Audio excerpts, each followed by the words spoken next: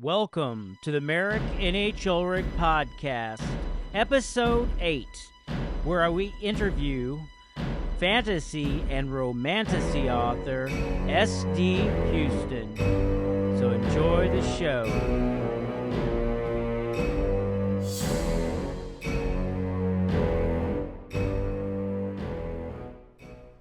Welcome to the Merick N Ulrik podcast. This is episode 8, and we have fantasy and romance author S.D. Huston on today. Shanon writes under the pen name of S.D. Huston, and she is a fantasy, romance, and fantasy author with a passion for writing about broken characters who face adversity to become a better version of themselves. And there may or may not be a dragons, but there's always love to find. S.D. Huston also produces and co-hosts the self-publishing Tips and Tricks podcast, creates content for writers and indie authors on her YouTube channel, and is the founder and conference chair for the AuthorTube Writing Conference, a free yearly conference for writers and publishers. So without further ado, let's have S.D. Huston on the show. Welcome, Shanon. Can I call you Shanon? Yeah, please do. All right. Well, thank you for coming on the show today. I'm so happy to have you on the show. This is so really new. I just got done listening to and reading some of the Sunstone and the Hybrid Prince, and I got to tell you, you have a flair for world building and description. It's very descriptive, and I got to peek into one of your other books just recently, The Curse of. The title is The Curse of Scales and Feathers, and just looking at that too, you have a very vivid imagination for descriptions and world building and characters. So I'm just so excited to have you on the show today. So welcome. Thank you for asking me on. My pleasure. So tell me, what got you started in becoming a writer? How did you decide, or what were you always a writer? How did that come about for you to become a writer? Yeah. What inspired you? So at 9 years old, I wrote my first bucket list. I didn't know that's what it was called then. And on it had publish a book. I have since completed, I still have that bucket list.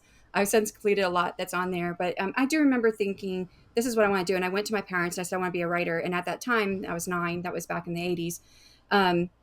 Writing was selling books out of your trunk if you're doing it yourself, if you didn't get picked up. Mm-hmm. So my parents tried for years and years to talk me out of it and tell me how it was not a real viable career. Mm-hmm. And I even remember asking for like a typewriter. I was 14 and I got a toy typewriter, but I got a TV. And I was like, really? I would have. And I told them I didn't want the TV. They took it back.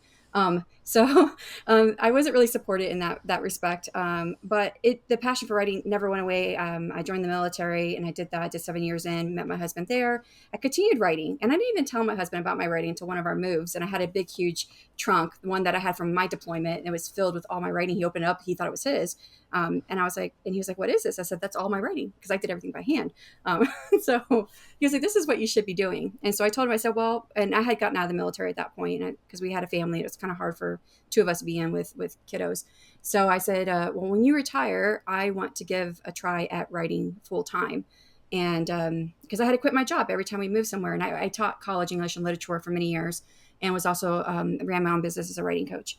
So he retired in 2019, and that's when at that point I was like, I don't have patience to wait for a traditional publisher to decide if I'm worthy. So I like control. So it was, self-publishing worked for me. Awesome. So and why fantasy? Because I mean I know you're very into this world that you've built, and I'm just now exploring it. So what about fantasy attracts? Because you could be writing contemporary romance. I don't know if that's something you like to do as well, but I noticed that you are a fantasy author, and I'm also sci-fi and fantasy. I love commenting on science fiction and fantasy, but I'm a big nerd about some stuff. But what got you into fantasy? I know that's now there's two different sides. There's a fantasy romance, and then there's a traditional fantasy, high fantasy. Sometimes has been kind of highly male-dominated category, mm-hmm. the traditional fantasy. And then you have fantasy romance, which is very, very popular with a female audience as well. Mm-hmm. What got you into fantasy? To be honest, because my real life sucked. Oh, God.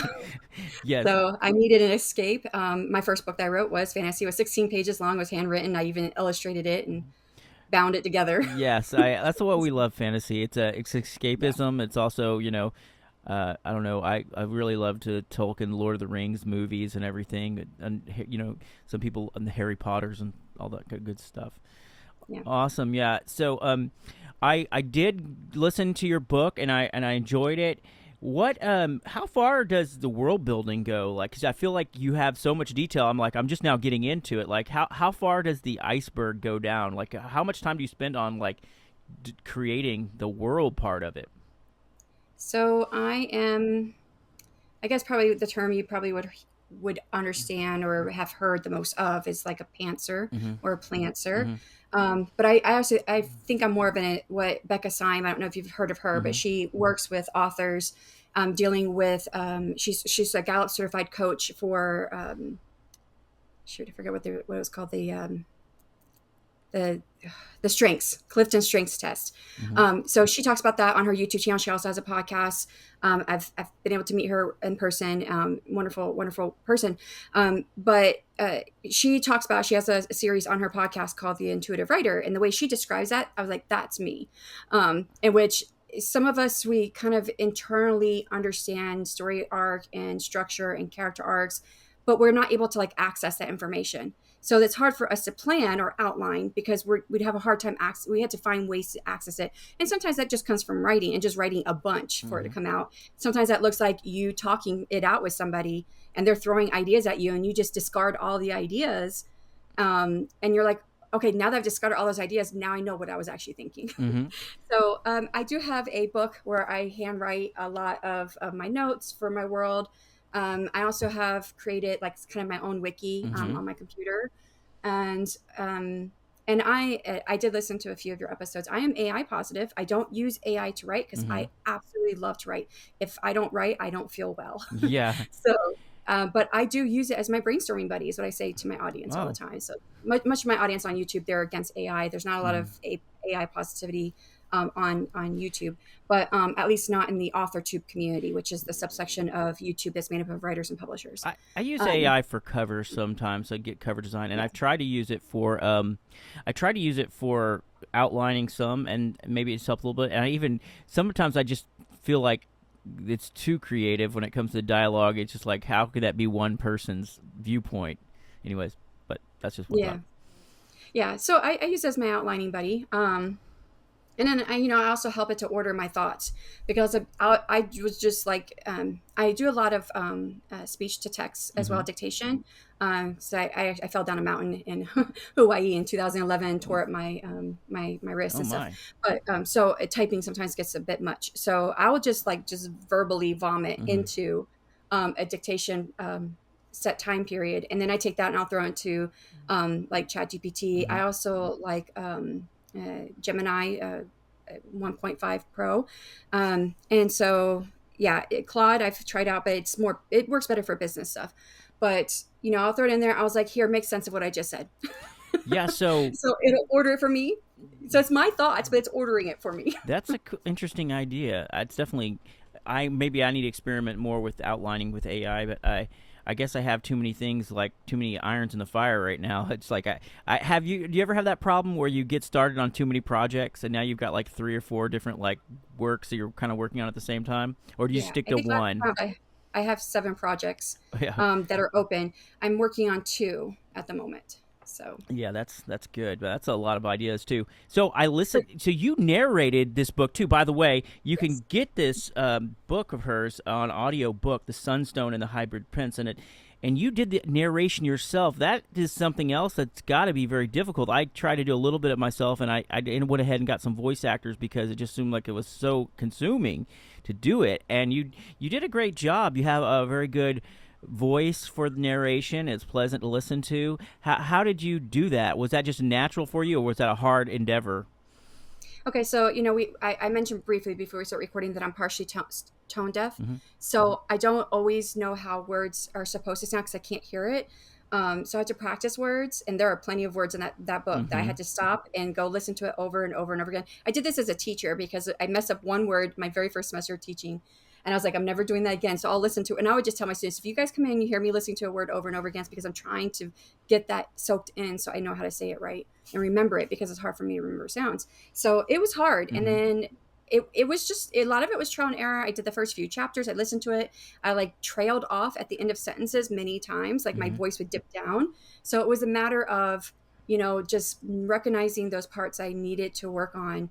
And then just re-recording over and over again. By the time I got about halfway through the novella, I was like, you know what, I got this. This is getting easier. Yeah. And now I'm recording my the other book, A Curse of Scales and Stone. I'm like messing all You're the words good. up. You're good. So The Scales and Feathers. Yes. I'm in the middle of recording that one right now. But so okay, so the book, The Sunstone and the Hybrid Prince. So the world is a female-dominated world. That's an aspect I got from like in the one part of it where I say it's like instead of it's a patriarchy, it's more of a what's the other word? A matriarchy. I would say that's what I got from that too. So it's just a switch. It's a totally different universe in a sense. Now you're only being exposed to one culture there, Yeah. So it's not the whole world. Okay. Is not like that. Okay. Yeah. And I noticed the main female character. She has a major health problem. She has she's almost like cursed, and she's trying to get rid of this terrible affliction, and so that's kind of her driving force in the beginning of the book. And I noticed at the end, I don't want to spoil anything, but it ends pretty steamy, and then it kind of gets dark in the epilogue. So I mean, how do you write such I don't know, like your mind goes to dark places sometimes. So I guess it's just it's just fantasy. It's fantasy. Yeah. So my first series I published was fantasy. It's actually based off of Irish mythologies, and it ended very, very dark. I would say that most of my stuff had been dark for most of my life, but I didn't realize Irish mythology doesn't sell. I didn't realize how to really research and market. Right. How to write to market. Not that you have to write to market, but you do have to have a market there in order to sell books. An audience of people who are hungry for that. They have to be there. Hungry for that. And I do make money off of the series still, but it's going to be a long time before I recoup the cost on those books. On the Irish mythology. Irish mythology. So are you Irish? Well, no, not. I'm mostly German, but there's some Irish and Scottish. We're a mix of everything. Yeah, I've got some Scottish ancestry, and I've talked with some of my narrators about Scotland. So, anyways, I always find that side of the world very interesting. I got into it because I thought I was researching the market. My girlfriend, because I graduated my master's in writing, and my girlfriend who graduated with me, she started self-publishing back like 2015, 16, and she would come to my house every year. She went to a conference near my home. And she was like, you need to be doing this. You could be making money. And I was teaching. I was like, I don't have time. I'm teaching all the time. My husband's gone all the time with the military. So yeah, I don't have time for this. But she always said, you got to get on social media.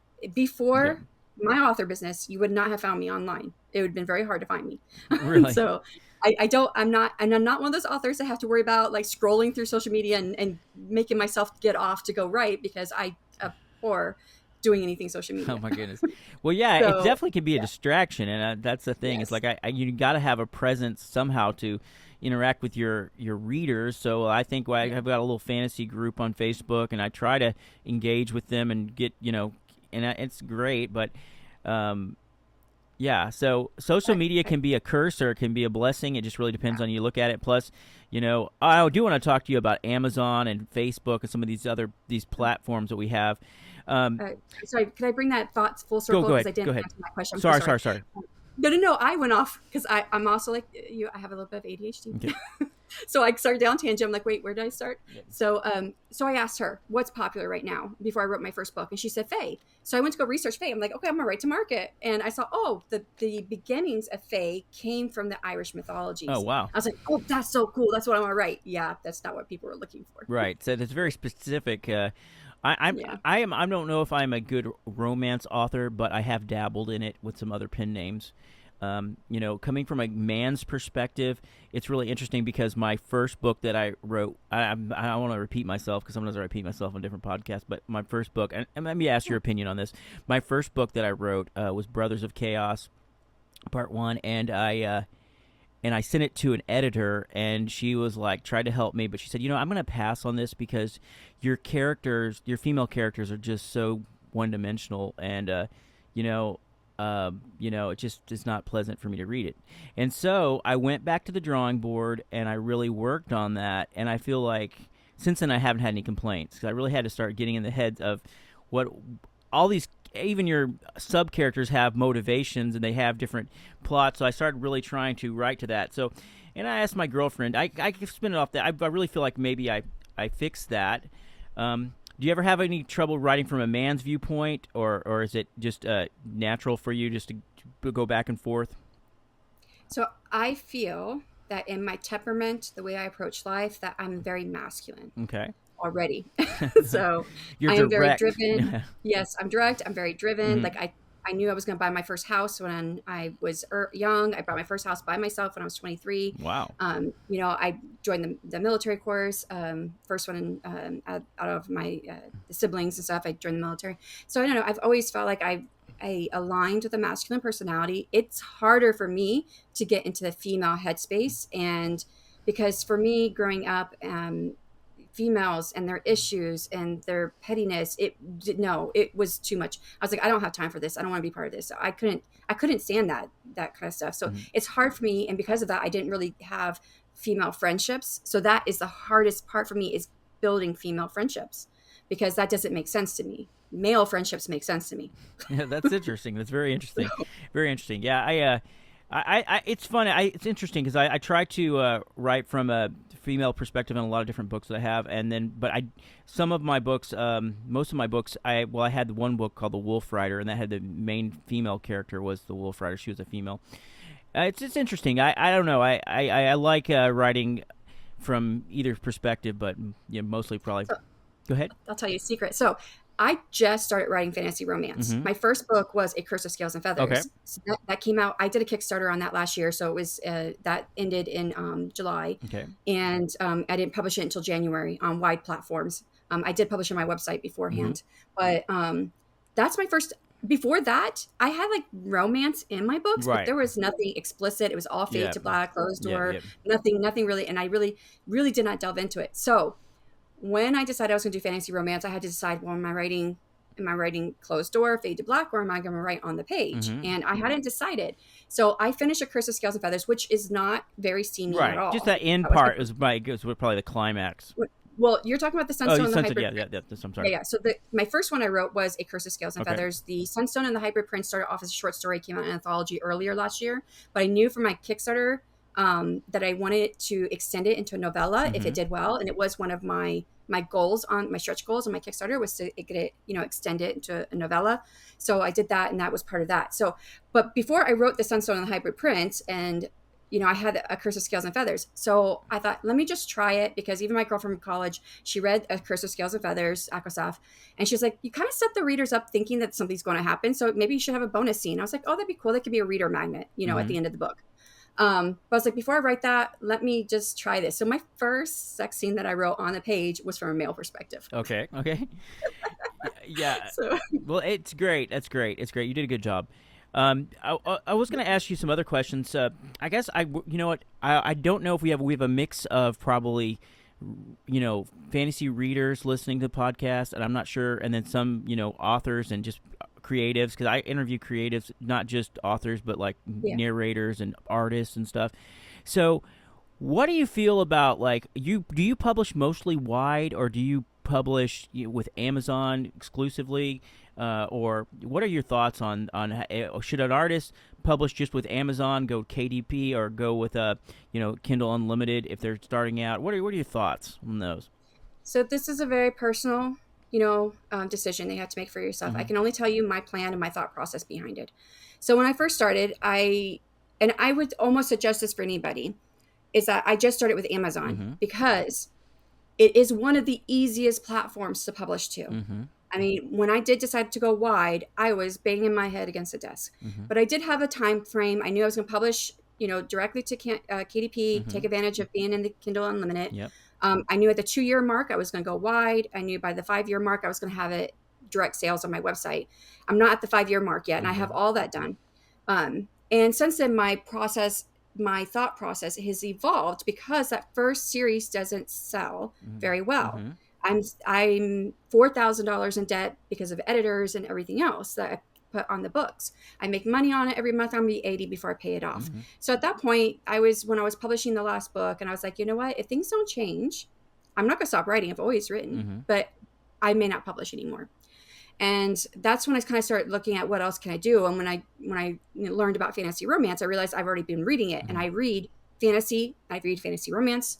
That's now more popular, called romantasy, by the way. Romantasy, okay. Romantasy, and I also read just contemporary romance. I don't want to write in the contemporary world; that bores me, but I don't mind reading it. Right. When I was looking at all that, I was like, what can I do? And I decided to try romantasy, and I thought, I'm going to do a Kickstarter. I'm going to see, is this a viable product? Before I put all this money into it, is it a viable product? Will people buy this? And it did really well. My Kickstarter did well. It was my first positive ROI when I did launch it on wide platforms, that kind of stuff. So anyways, it's very personal. It's easier to start small when you start, because there's so much to learn about being an indie author. Yeah. Since then, again, like I said, my publishing plan has changed. I probably will never go to being only on Amazon ever again. But now what it is I'm starting on Ream. I have a Ream platform, which is a subscription service like Patreon. And I have followers on there, and they're getting a novella that I'm writing right now. They're starting to get ready to get the first chapters.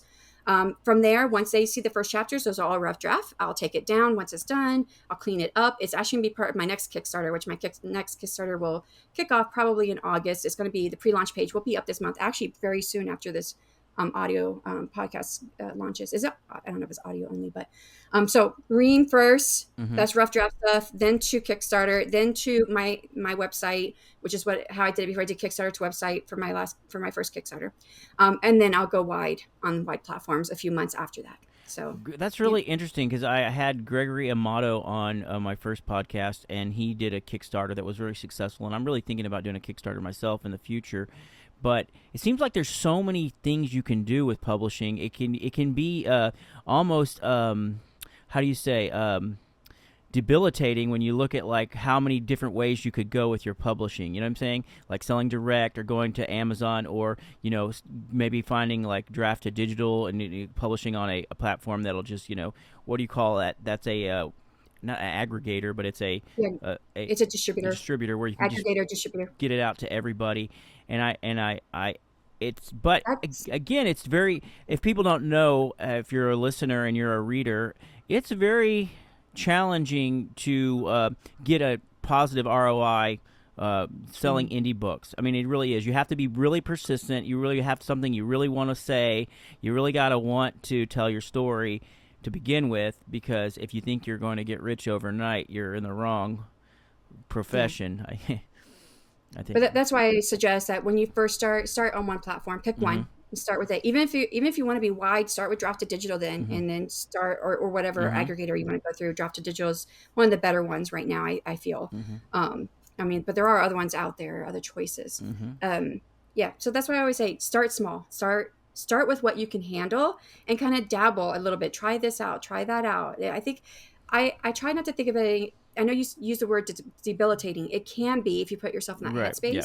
If you think of it, try and make it more, spin it more positively, and think of it as like all a la carte. You get to try all these different features, right, and see what works and what doesn't work. And that does too go into what publishing plan you want, because should you be in Kindle Unlimited? Well, if you are a romance author, Kindle Unlimited works really well for them. Yeah.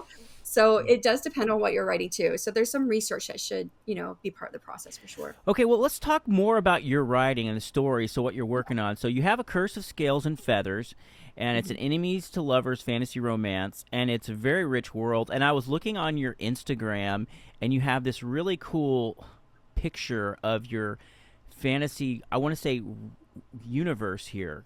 You have Valumbria, the Shadow Valley, and you have Luxus, the Light Place, Nivra, Snow Guardian, and you have if I'm mispronouncing, forgive me, Nithril, the New Sanctuary, and Mistar, the Mystic Place. So can you give us a little preview about your world, and just maybe talk about like what your readers can expect from if they were to dive into your novel? Can you maybe, I know, without giving any spoilers, what can they expect from jumping into that world? So what I would say, what you're looking at on my Instagram, that is a sanctuary refuge city that people cannot get to. And all those names were choices for my Ream followers, which is free to follow me on Ream. They all decided on Nithril, I think I have 22 followers, I think. Okay. But they decided on Nithril as the name for that city. Okay. That's the novella that I'm concurrently working on, Okay. or concurrently, whatever word that is. So let me ask you real quick, but, and then put a pin in that because I want to hear about this. So let me ask you just real simply: are all your stories connected by the same universe, or do they kind of yes, jump around? they're all in the same world. Okay. Okay.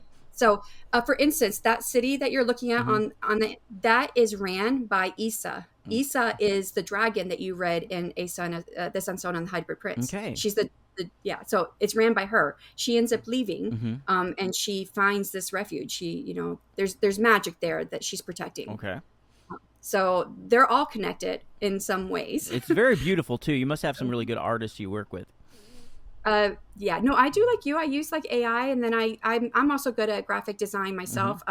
Like I don't know if this is a video, but like I do some painting. Yeah. That's just one of an easy painting that I did back there. Nice. So The butterfly.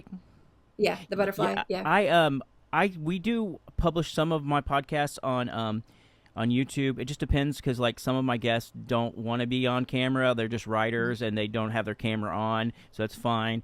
And then I get to review the video, and sometimes I have a computer up here, so then I have this funny look on my face because I'm looking up, and you're seeing a bad view of my face. But it's okay as long as I know that I look weird on camera. It's okay if I'm not getting too weird about it. But yeah, so what you're talking about on your Instagram, if you follow her, you can follow Shanon at sd.huston on Instagram. She's got some cool stuff there. But so what I'm looking at is for your say that again, the platform that you were talking about. That's for Ream. Mm-hmm. Ream. It's really, really new. It was if the readers, if your audience knows Amelia Rose, she's a 6-figure author for contemporary romance. Between her and Michael, I always forget his last name. He just graduated from Harvard. He's already ran 4 businesses. He made it on YouTube for a while, made a lot of money off YouTube. Very, very smart guy. He's just 24. Wow. And so together they created Ream because Amelia was on Patreon, but Patreon bans certain content. Well, her content falls okay within those guidelines. She writes explicit romance. But every now and then people would get upset and like complain, and she'd lose her account for a while. And she's a 6-figure author. She was losing lots of money. Yeah. And so she's like, I need a place that I can publish my stories, and they know. I mean, people know this is the stuff I write. And they created Ream, which is a platform for authors, ran by authors, developed by authors. They just hit their 1-year anniversary, although they had a beta testing phase for about a year. And so they used to be, you could follow them on YouTube, Storytellers Rule the World. And they used to go by the name Subscriptions for Authors because they look at subscriptions for authors like on Patreon, on Ream, on other places, on your own author website. Because there's this one guy, HopperCon. He has HopperCon, which is like he has his own conference. It's all around him and his subscription, and he has people who show up to his conference just to see him. Cool. So it's really, really cool. So they, it's another way to work and do it, and you don't have to be a serial writer to have a subscription. There are multiple ways to do a subscription service. So because I'm not a serial writer. Very cool. But yeah. So you're how so you've been doing this for a couple years since you've been really pursuing it since 2019. And so how do you feel what is your relationship to your readers? I like to call my readers friends, or I don't like to call them fans.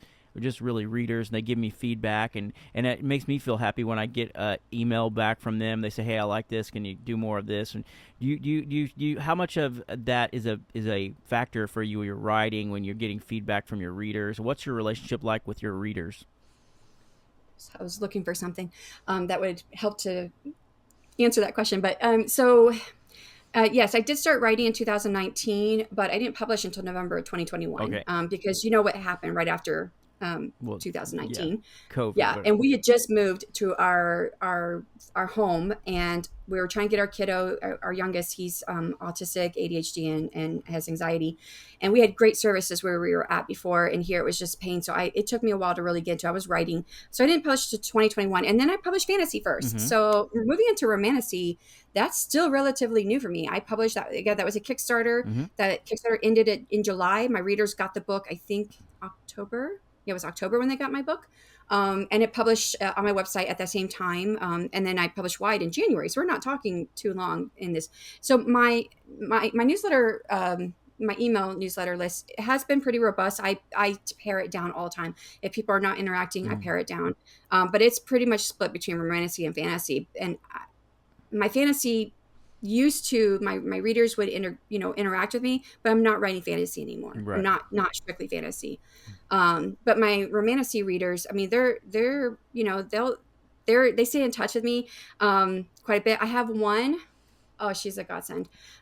She drew me and painted this picture for me of a blue ice dragon, because my dragons in the main series are ice dragons. And she sent that to me from the UK, and I was like, you don't have to do that. I'll pay you for it. She's like, no, you can have it for free. Right now, she is taking this book, and she's doing this all on Facebook. So I keep seeing little videos. She tags me. She's taken off the cover and she's created her own cover. She has stenciled the edges and everything. That's so wonderful. That's so awesome. Yeah. It's so neat. I had a few readers who did some beta reading for me, ARC stuff. You have your advanced reader copy team and stuff, and it's really great to get feedback. Some of it's just there's some really kind people out there. Every once in a while, you really find some that are very helpful to write, because writing can be very lonely work sometimes, because you're just behind your computer by yourself. So tell me, what's an average writing day for you? How do you get in that? Oh, before I do that, sorry, let me tell you something. Something I always ask my people I interview, and because I find it interesting to me. So there's this a comedic writer, you probably heard of him, John Cleese, who's with the Flying Circus. I don't know if you're familiar with he's with the Monty Python, John Cleese, and he has a lot of talks on creativity, and I just find them very fascinating. He says that all creativity is based on a state of playfulness, and that you're creative in the open state, whereas a closed state is he says it's impossible to be creative in a closed state. So I find it interesting, because sometimes we have both sides of the left and the right hemisphere of our brain that we operate in, and we couldn't survive without having that closed state too, because we need to have get stuff done and stuff. But how do you find creativity? Do you have any rituals, or do you have any way of being to get into that? I'm not saying you have to be inspired to write. You can get yourself inspired to write, but what are your thoughts on that creativity?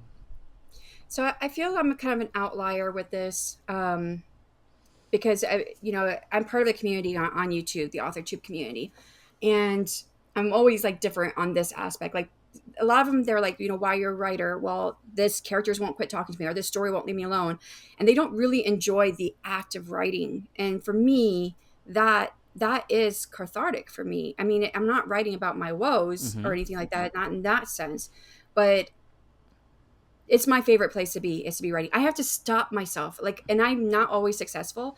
I have to stop myself from writing in order to move into the author side of my business.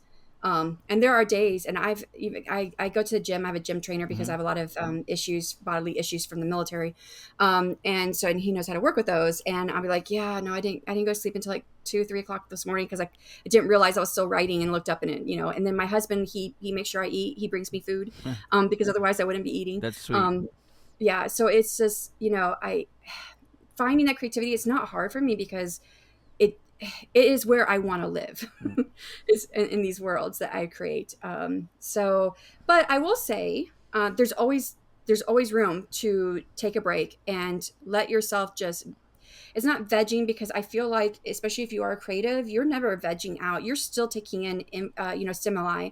And if I go and watch TV, because my husband likes to watch TV, but I'm not really a TV watcher, but I'll go sit out there and go watch TV with him sometimes. And then I force myself to take 8 weeks of vacation time, and I don't allow myself to write, because if not, I would get into writing. I would never take the time off. So I will go out there and sit it. And then I realize this flood of information is like, that's a cool idea. That's a cool idea. I could do that. Or what about that? Where did that come from? Yeah. Awesome. And I'm always constantly breaking down story structure, which my husband says, he just told this to me last week. Stop. I don't want to hear nothing else about story, because he said, now that you've told me these tricks, I can't unsee them. Oh my God. Like, for instance, if they ever tell you the plan in the book or movie or whatever, if they ever explain the plan, it's going to go wrong. Exactly. Every time. It's when they don't explain it, then it's going to work. Yeah, when I first got started writing, I listened to a lot of Brandon Sanderson interviews on YouTube, Mm. and I felt like his lectures were very helpful, and some things that I don't know, I think that were helpful, just to think about plot and stuff like that. Yeah, I like to get my characters in situations, and then I'll get them stuck and be like, how do I go from here to there? It looks like because you get them in kind of jams and stuff like that. But it's a lot of fun. What I would say is that probably what would help is to find what's optimal for you. Mm-hmm. So I know I write better in the morning. Mm-hmm. I know I write better if I don't have an appointment coming up because I've got a bit of time anxiety. So like if I know I have to leave in an hour, like 2 hours out, I'll be like, oh, I gotta leave in 2 hours. No, wait, okay, I got 2 hours. Oh, it's an hour. Oh, I gotta leave in an hour. Oh, I gotta leave in 45 minutes. Oh, I gotta leave in 30 minutes. And then I won't be writing because I'm like time anxiety. So I try to plan my writing time. And when I'm on YouTube, I do weekly writing sprints. Mm-hmm. I do them in the morning. Most of the author tube, they do evening sprints. I'm one of the outliers again, but that's my optimal time. Yep. And it helps that I don't allow myself to do anything else, because if I start off with author business stuff, I will not get to the writing. So I think you have to find what works for you. Yeah, I have a weird schedule. I have my girlfriend's children, and then my daughter's 8, and I have some older kids, but they're so kind of a busy, hectic house during the day, especially summertime, because now everybody's out of school. And so I like to write like after midnight when everyone goes to bed, and I usually write from about midnight till about 6 a.m. And that's the reason why I do the podcast at 2 o'clock, because I get up around noon or 1 and kind of wake up and try to write some notes for guests and stuff. So I write like a weird schedule. Then I think one thing that's helpful for me is go for a walk outside in the sunshine and during the day. And I probably try to do like any kind of like marketing or email stuff like when I'm not writing, like during the day or like while everybody's watching TV and it's kind of noisy, because you can't really write with a lot of noise on. And I have a small house right now, so it's really hard to find a quiet spot. But at least nobody's shouting in the background for this podcast, so there you go. No TV's blaring, so we're all good. And see, I'm a morning person. The sun comes up, I'm awake. That's good. When the sun goes down, I die. I always say that. I die. The sun goes down, I die. It's so much good for your, you say, I'm going to say the word wrong, circadian rhythm, or what's it called, but getting out in the sunshine. I know what you're talking about. Yeah, I'm saying it wrong probably, but it really is good. I'm tone deaf, so I don't know. Okay. Well, awesome. Listen, we got so much cool stuff to talk about. We're going to have links to your books in the description of this podcast. So if somebody's like, hey, I want to check out her books, and you want to check out her romantasy or her fantasy, or maybe you even want to go see what about this Irish fantasy mythology, but we'll have links in the description, so even if you want to go check that out while we're talking, you can look in the links, and if it's on YouTube or Spotify or wherever you're listening to. But let's talk about some more stuff. We got a big thing here, the AuthorTube Writing Conference, and I think I've heard about this, but I didn't know that you were the founder or one of the chair founders of this big conference. And I'm looking into it. You got some big names going to be here in the author self-publishing world. And how did this come to be? This conference, this free conference, it's on YouTube that anybody can just take advantage of. How did this come to be? So when I joined, when I decided I was going to be a writer, and my girlfriend pushing me to be on socials, I joined all of them. YouTube was one of them. And I gravitated to YouTube more than anything. And at the time, I was putting out videos. I don't put out a lot of videos anymore. I'm mostly just live streaming. But what I found was there's definitely, you have to think about what content you're putting out, because my idea of going on socials was to find my readers. Yet I create content on YouTube for writers. Right. I know. So, which writers are readers, but they may not read my genre. So, but anyway, so I had learned about AuthorTube, but I was like, what is this secret club? How do you get into it? I didn't know what it was. And it wasn't until there was a gentleman who joined about the same time I did. He was like, hey, you should come over to this live stream. We're all hanging out and talking and stuff. And I was like, oh, okay. And I ended up asking him to be on my podcast, to be one of my co-hosts, and he still is. And it's been picked from Running to Write on YouTube. But anyway, so when I realized, you guys start integrating with different author tubers, comment on their videos, comment during their live streams.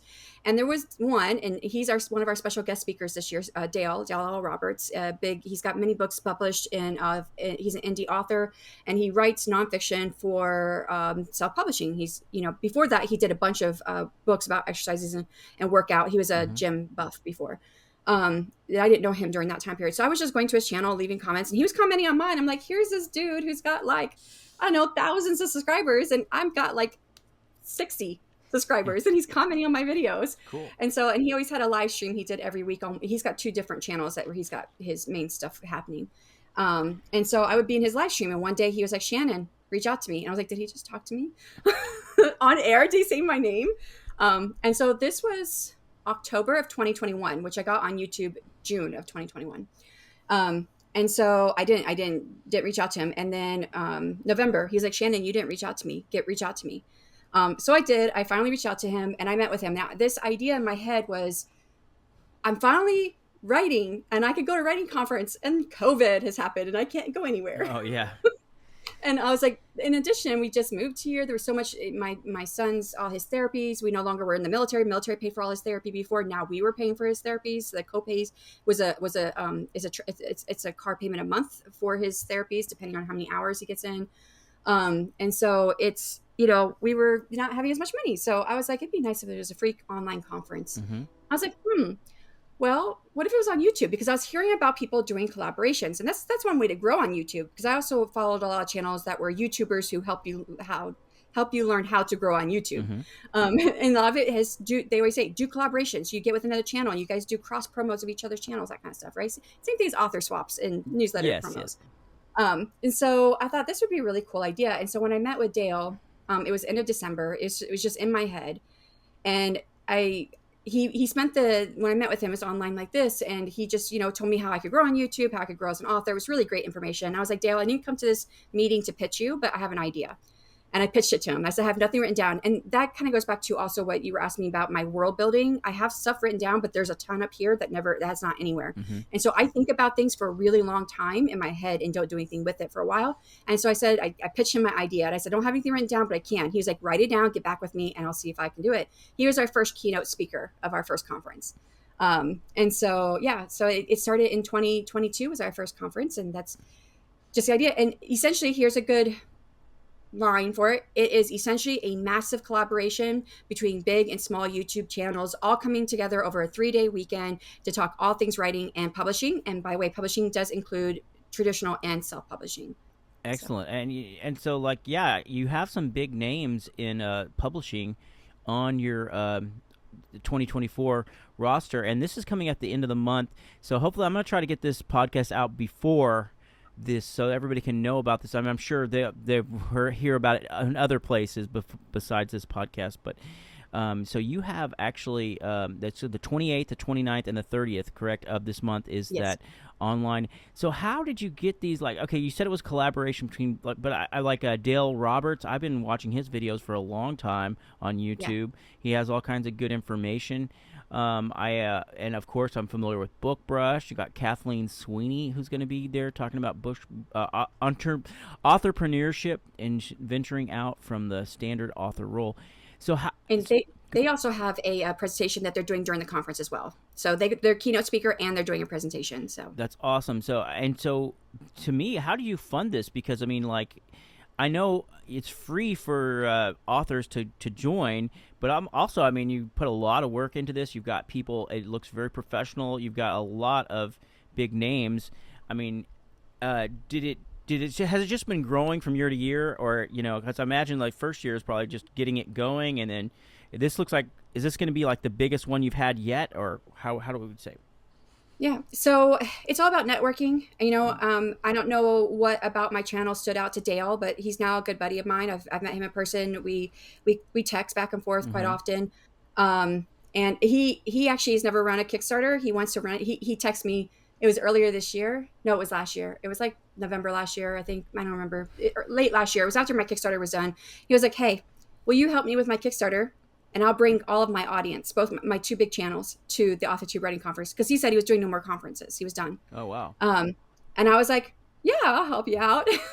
And so between his 2 channels, he's got, I think it's around 115 or 100, between 115,000 and 120,000 subscribers between his 2 channels. Wow. I knew it was pretty big. And talking about Kickstarter, we want to keep on the topic of this conference, but Kickstarter is one of those things that I guess I've been afraid to do because, what if it fails, kind of like, because if A lot of you anxiety. got to get that goal, whatever your goal is. But I mean, you could start small with a Kickstarter. But so I'm excited Yes. about this conference, and I'm going to attend. I wasn't planning to because I didn't really. I've heard of it, but I didn't really took a good look at it. I think it's going to be good to get a different perspective from other authors, and maybe, I had been going to some live publishing, self-publishing, and conferences and online with a certain circle of entrepreneurs that I work with. But this is going to be great because I feel like maybe I'll get a different perspective.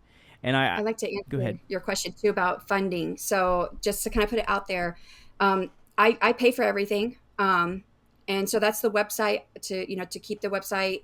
We also do prizes. So there are giveaway prizes. If you attend the conference live, for every session you go to, you can fill out a feedback form. It's anonymous, but if you put your name on there, you'll be entered into a giveaway prize at the end of the conference. We have over $3,700 worth of prizes from like AutoCrit, and I'm trying to Wow. remember because we now have someone who's doing all that stuff. Um, and a lot of the authors and speakers who are speaking, they're also offering things like one-on-one sessions to critique a work. We have a literary agent who is offering two prizes worth $150 each, in which he'll critique a query letter and your first 10 pages of your manuscript. So it's all free for everyone. I pay for out of pocket. Now, because of Dale, Mm-hmm. I've been able to be connected to like Kathleen Sweeney. Like he introduced me to her. He's the one that usually introduces me to a lot of people. Mm-hmm. That connection, really helps for the Author to Writing Conference. Last year, he got me connected with Fictionary, and it was just for them to come on to be a speaker. And when I talked to them, they asked if they could talk with me again, and they're like, "Hey, we want to sponsor you." So they sponsored the AWC last year for $500. That paid for all of my first year expenses and my second year expenses. Awesome. And the money that was left over, I put into Amazon gift cards to add to the giveaway prize. Now, this year, I think I'm like 4% funded for what I've put out for the Oh conference. my But goodness. I do have a Ko-fi, if you want to put that down below in the Mm-hmm. description box or the podcast notes, where if you want to donate, you can donate to help pay for it. So, Well, that's very generous of you. I mean, that's casting your bread upon the waters for other authors to really and come together and learn from each other. And I think that's really awesome. It's very kind, and that shows your heart for other people and the community. So good job. That's awesome. Any okay, I want to talk more about the conference. So what are you had to there's going to be guest prizes. I mean, there's going to be prizes for guests. And man, you have a lot of speakers. I'm looking at the schedule. So it starts on Friday at 3 p.m. and Eastern. at 3 p.m. Central Standard Time. No, Eastern Daylight Time. Eastern Everything. time. Eastern. Okay. Yeah, all times are in Eastern. That's I see right there. Okay, awesome. So, what can a new writer expect to maybe get out of this conference, and what are some, like, maybe just give us some little things that you think are kind of exciting about the conference that we want to know about, if you don't mind. Yeah. So one, I am so super excited for Dale's presentation. Mm-hmm. He's already recorded it. He got together. It's the future of publishing. The only one who backed out the last minute was Amazon, but he's got Draft to Digital, Lulu Press. Mm-hmm. I cannot remember all of them. There's like 7 or 8 of them. Lulu Press, Draft to Digital. There's someone from Smashwords. I mean, he's got all the big. Mm-hmm. So for the indie side, he's got all these publishing presses that attended to talk about the future of publishing in a presentation that he's going to put out that day. So there's that on the indie side. If you're on the traditional side of publishing, I am super excited by the literary agent. I actually saw him talk at a conference, an online conference I went to, and I looked him up and I saw he had a YouTube channel. It's still kind of small, but I just wanted a literary agent because on YouTube, traditional publishing is vastly underrepresented on YouTube. There's more self-publishers than traditional publishers. Or people that work at the traditional side. And those who are on there, I have reached out to many of them. They don't respond, or they say, go talk to my PR person. If I get that response, I go talk to PR. Every time it's been no, sorry, they're not available. So I try to get traditional publishing. We are trying to be inclusive. And then as far as a writer, if you are just a writer, you're not publishing right now, we have a ton of awesome presentations that are going to happen just for writing. I think some of my favorite ones, I think there's a couple that are talking about short stories and how to use that. I'm trying to remember what they are, like breaking into the industry with short fiction. Bree, I don't know how you say her last name, but that's on Friday actually at 5 p.m. And this is more the traditional side, I believe. She's on the traditional side. Okay. So yeah, so lots of great stuff. And so do we need to go to your website? It's authortubewritingconference.com, authortubewritingconference.com. Do we need to register so we can get in here, but you do have a download that you can download for what was that? I just saw something there for attendee packet. Attendee packet. So you got all kinds of good resources. It's not available yet. It does say coming soon on there because I want to link all of the YouTube videos in the resource packet in that packet. But the links are not due to me until the 19th of this month. So so when we go to the conference online, we're just gonna click the link and we're just gonna be. Is there an interactive side to this, or we can feedback? How does the So and you could download that packet, or you can just stay on the website on the schedule page. Beside every person's name is a little YouTube button. Those will be linked. They're linked to other things right now because I didn't want to go through and change all the links. Right. But if you go click on those links after, closer to the conference, you'll go directly to. They're all supposed to be in a live format, so the speakers can record their presentation. But they do have a live Q&A portion at the end where you can ask questions. So there's going to be a chat box that's happening. So you can talk in the chat box and chat with other people.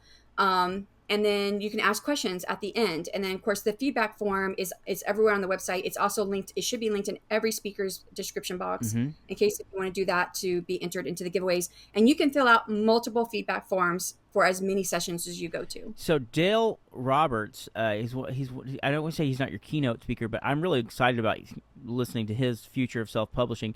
So he's going to actually have people from these other platforms, their representatives, talking about those platforms. And Amazon chose not to be on there. I mean, I don't want to put Amazon in the doghouse here. He asked them if they want to be part of it. They waffled and then they backed out before they actually before he did it. So here, I put this all actually on the page. I didn't remember. I put it on the 2024 schedule page. You have Bailey Yeager, which is I'm not know if I say that right, but Senior Manager of Ingram Spark Sales. Tara Kremen, Director of Kobo Writing Live. Chelsea Bennett from Education Community Manager of Lulu. Julie Trollstad, Head of Publishing at StreetLib. Chris Austin, CEO of Draft to Digital. Mark Coker, Founder of Smashwords.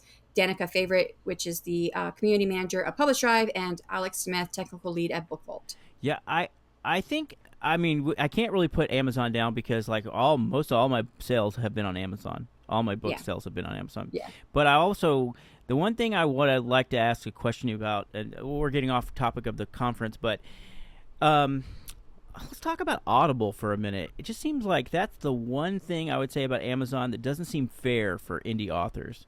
Because, like, if you're going to hire a narrator to do your book, you're either going to have to pay out a good portion or you can do a royalty share. And there's not very many avenues. I do like ACX because the platform you can actually meet narrators to do your book, but I feel like the 40% going to the author seems really unfair when they take 60% off the top. And so, have you looked into? I mean, you probably know better than I, like the other avenues to do audiobooks besides Audible, but I've listened to audio on Audible for so long. It just seems so natural for me to listen to a book on Audible. But I care about my narrators too. I want them to make some money, and we're splitting such a small margin, compared to 60% that Amazon takes. And I do know there are some big authors like Brandon Sanderson who did some I forgot what they did, made some very ethical choices and bowing out of Audible because of that, and doing some other things. We're doing more wide because of that. What are your thoughts on audiobooks and the future of audiobooks and things like that? Well, I mean, audiobook sales have grown, huge over the years. I mean, every year is exponential. There's more growth, more and more growth. So it's good to get to audiobooks. As far as paying a narrator and doing the split, I looked into that, the split royalties, and I was like, I couldn't justify it, especially seeing that my first series doesn't really sell. Why would I, do this, pay for an audiobook to even be made. Right. When I don't have a series that sells, and I know I can do my own audiobooks. So that's why I'm doing my new stuff. Dale is also a big proponent of not doing the royalty split with Audible, and there's lots of other ways that you could, with Audible. There's also other ways you could do it. He right now, to plug him, he does have 2 channels on YouTube. The one that's the self-publishing with Dale podcast. He's finishing up a series on audiobooks. And so every week for the past few weeks, he has talked about this audiobook company and this audiobook company and this one. And there are some that have the royalty split shares and splits, and they're not all ones that he's tried, but he's letting you guys know what all the different options are out there. I personally, I go through Find a Way Voices through Spotify, although there are quite a few people who have pulled out of that after their little fiasco a few weeks ago. But for me, it's, I'm gonna keep with that for right now. I think that's a better choice. I have actually submitted my files to Amazon for Audible, and they have not accepted them. Oh God, yeah. This ACX is kind of difficult. Like I've got some production issues I got to deal with later today, changing some of the covers were okay for Amazon for Kindle, yet the same cover and changed for the format, of course, for ACX was not accepted, and it's a trivial thing that I need to change on there. Yeah. But I do it's all trial and error. We learn and stuff. I don't want to be ugly because Amazon has been great to me. It's been the bread and butter of sustaining my writing, and it's about 70% of sales for most authors, and it reaches a wide audience. We've got people in Germany and England and all over the world, and so I'm open to maybe doing a what do you call it? Direct sales to my readers and stuff. But I just don't know how many would be open to that because, they could. Readers don't realize that you guys, we love your reviews. We love to hear from you. I'm very grateful when I find a reader who gets some enjoyment out of my book and they tell me about it. When I got started writing, and I don't want to talk too much about myself, Shanon, but I talk too much anyways. I'm really enjoying listening to your stories, and I want to hear more about your life and everything. It's already almost an hour here. I was a musician when I was growing up, and I never made money, really big money. I might have made $1,000 on a gig once, but not a lot of money overall playing music. So when I got into writing, it was something. By the way, you're talking about when you hand wrote your stories, and you had boxes full of those stories when you were younger, and you never published any. I think I got discouraged because I used to do the same thing when I was a teenager, and I would write stories down, on a notebook, and I'd just handwrite my stories. And I think I shared one with my cousin. I think I said this on the podcast before. And then she just made fun of it and wrote some scribbly notes on it and stuff like that. And then I was like, I guess I'm not a writer, And then I got started during the pandemic, publishing in the pandemic, and I just tried one book. And when I started getting favorable reviews, I was like, it's funny. I got reviews that said the grammar's terrible, but the book's great. Basically what they were saying, because I had to learn grammar. I did some pro writing aid and got some editors and stuff, but some of my editing was done on a shoestring budget when I got started, so it was just like trying to push stuff out, and I needed a little more help learning how to write, because it was what I was sending to the editors was probably so terrible, and they were like, "Oh my God, what is this guy trying to do?" And then you learn, so I've been going back and re-editing some of my books for my narrators so that they can read a clean copy, and I'm going back and going, "Oh my God, people were so kind to me when they read this and they got some enjoyment out of it." But I always kind of had a philosophy when I'm writing is I'm trying to make the world's best hamburgers, or just really good hamburgers. I'm not. And that's taken a lot of pressure off me because I feel like I don't have to be the next Tolkien or the next George Martin or J.R.R. Martin or whatever for the But anyways, I don't know where I'm going with that. Sorry, I kind of lost my train of thought. But I'm super excited about the writing conference, and I'm so glad to meet you today. I didn't want to really dog on Audible, but I think hopefully in the future maybe things can be more equitable for indie authors, but maybe that's being a little too optimistic. You just have to keep putting it out there. Do you have any closing thoughts for people who are maybe want to check out your books, or any just advice for authors or anything like that? Well, if you want to check out my books, I am wide most places. I mean, there are some editions in some places, not others. Like I have the hardback and paperback copies all on Amazon because it has issues with trying to get on draft to digital. But yeah, and I do have stuff on my website as well. And I will be doing another Kickstarter here soon. Actually, I should hopefully be launching my next one. I already have the book cover done.